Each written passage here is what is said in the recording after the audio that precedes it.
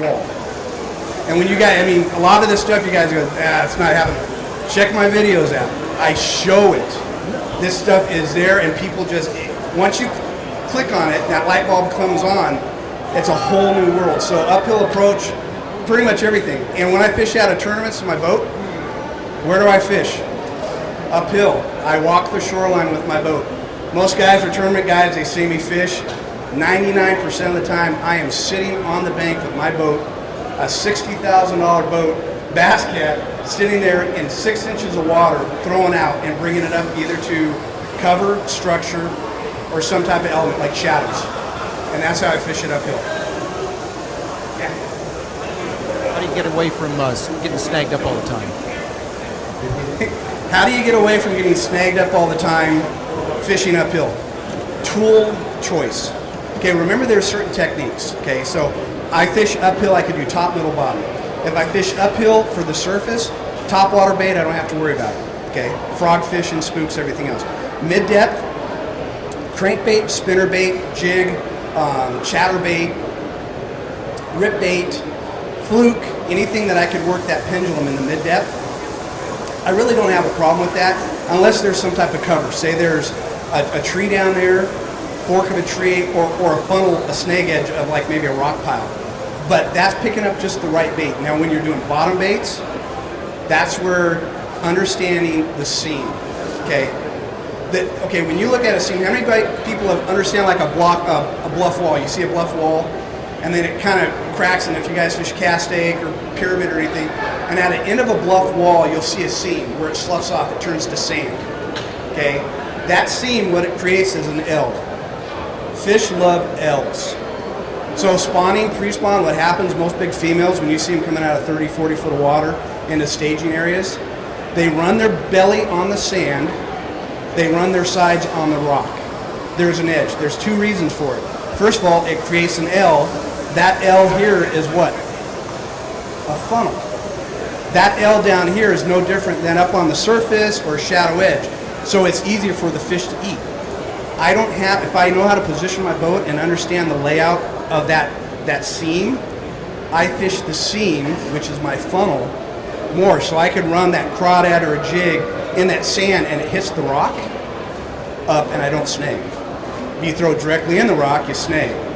But you throw it here, you feel nothing. You bring it up and it's just mush.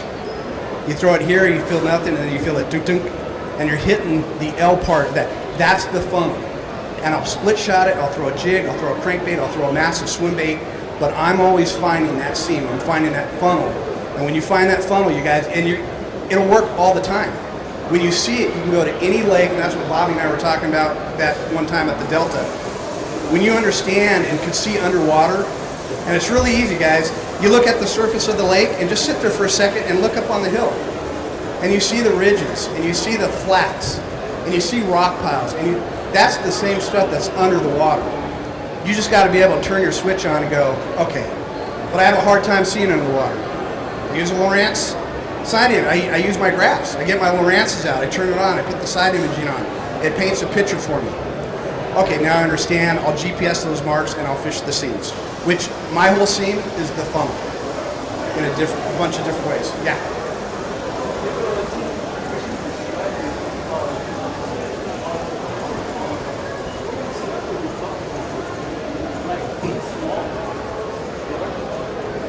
First of all, he's talking about where do I start to approach for striper fishing. In all fishing, you have the A predator. Striper, bass, muskie, wahoo. You have the big boys. And then you have the bait that they feed on. The biggest thing is understanding what their prey is at that given moment. If they don't plant trout at Diamond Valley or Cast Egg or Pyramid for a week or two, I switch back over to a bucktail. I do a shad imitating bait, okay? In a shad imitating bait, the thing that you brought up was really cool is there's a bazillion lures out there, right? There are some lures that are multifaceted. They are the workhorse. It's like using a crescent wrench or a screwdriver. What can you do with the screwdriver? You can stab somebody, you could undo a screw, you could pry with it, you could hammer it. You can do a bunch of things with the screwdriver. A jig, probably one of the most versatile tools out there because you do first one thing. You can cover all three water columns, top, middle, bottom. The techniques change just a little bit. You spin it across the surface, swim a jig. You let it go to the bottom, you hop it, it's one time. You drag it across the bottom. It's just like working a jig, drop shots, Carolina rig, spinner bait, what have you. Mid-depth, you work it and you do the seesaw, the pump and grind. But you could work the water column easier with a bucktail jig than any other bait out there. So I throw it out to the surface and I'll work the pendulum down 20, 30 foot of water, or I'll look at my graph and see where the activity is and check that zone out. And if they don't hit the bucktail, I'll put a swim bait on. Then I'll change baits because maybe they're still looking for some trouts. But the water column is the biggest thing is understanding how your tools work through it. I like to throw it from top because our water is so clear. It would be horrible to throw out a swim bait, let it go to 50 foot of water and do this for 4 hours and fish underneath the fish. Or you go out to a point, good structure cover elements, your A spots, you throw out there and you go, top water, you go, oh, there's a 20-pound striper on the surface. They give themselves away, you know how they position in the water, and then you just repeat that process on other good spots, and you catch 5 20-pounders in a day instead of not getting any hits. So it is a process. You have to work at it, and you have to pay attention and learn this stuff as you go. Are you fishing for uphill for stripers as well? He asked me if I was fishing uphill for stripers as well. I fish uphill all the time, and the way I look at it is completely different than most people. Is when I'm working on the surface, you're always fishing uphill. The fish are always going to invert and come up and crash the bait against the surface, and the hard part on that is the air. So stripers, absolutely. If I'm throwing bucktails, 1 2 ounce big hair jig bucktails, the old stump jumpers and stuff, I still like fishing shallow because I can throw out to 80, 90 foot of water, let it go down and burn rip that bait, counting my winds, how many feet per revolution I'm bringing up, and I might find a zone that they're 40 foot off an outside point. And the neat thing about fishing uphill, what's the biggest thing about fishing up the hill, is you're always bringing fish into you. If you have a pocket or a funnel and you catch one striper and there are multiples there, they sit there and they do this and they're looking for more bait. And you throw out and you bring your bait through again and you catch another one and you catch another one. If I'm in deep water and catch one, what happens is I pull the spool out to open water, there's no more funnel. The only funnel I have is underneath my boat, and that's the hardest one to figure out. So turn back around, fish uphill, use that to your advantage, and this works for bass and everything. And if you get multiple hits, the more hits you get, the bigger the school is. Start thinking about how to pull these fish into an area, a pocket, and you're going to consistently catch fish over fish over fish. And you might catch your 25-pound limit for a tournament or 100 pounds of stripers in 5 minutes and just sit there and go, wow, that was friggin' easy. Because you were sitting in the exact spot you needed to be to create a funnel. And that's where the fish eat anyways. So that's how we have to kind of start looking at things. Elaborate on trolling, especially using your big swim baits. Techniques on trolling, and here's it. Okay, he wants to know about a little bit more in depth on trolling for swim baits and stuff. It still comes down to top, middle, bottom. So you're fishing either the surface, mid depth, or bottom. You look at your tools. It doesn't matter if I use an 8-inch BBZ1. You want to fish mid depth. You put a tie lure on. You do something mid depth. I put a big Lindy tiger tube on that I used to design and pop it off the bottom as I'm trolling. The biggest thing is that's where your electronics are really key, is you want to look for thermoclines, you want to look for bait fish, what they're eating, and activity. So if I'm fishing at Cast Lake, and I've done enough videos, I know you guys see me, I'm in 200 foot of water out there. 200 foot, but the water visibility is 15, 20 foot. I'm fishing 50 feet deep. And what I'm doing is I'm slow rolling a bait on the surface, creating a shadow line, a V-wake of a bait, and I'm doing it super slow. Can I speed it up and do, say, like a lunker punker and troll doing that? Absolutely. Can you do it not only with the big motor, can you do it with the trolling motor? Yeah. Do you use striper fish? Biggest thing on striper fishing is sound. Guys don't understand, I did this for years back in the day when nobody was watching, is I did planer boards. When you do a big motor, what happens is the sound affects stripers, it pushes them out to the side of your boat. So as it pushes out to the side of the boat, depending on how far your lure is behind your boat, it takes a while for those stripers to come back into that zone. That's why there's planer boards. So you position so you run into the fish. If you use your trolling motor, less sound with no electronics, when you go over these stripers, if you find them, they're in 40 foot, you turn everything off and just use your trolling motor, they stay underneath your line. So that's why you guys see me out there on a trolling motor all the time. I can pull fish that I see on my mark. I'm like, oh, there's one 30 foot down. I have to count back. I'm 100 feet back. I'm going 1 foot per second. I got to calculate when I'm going to hit to that mark. And when I hit to that mark, that's why you guys see me going, yeah, I should go, and there it is. Because I already have it timed and I'm not moving that fish out of its zone. There's your light bulb. Okay. Anybody else looking for a light bulb turned on?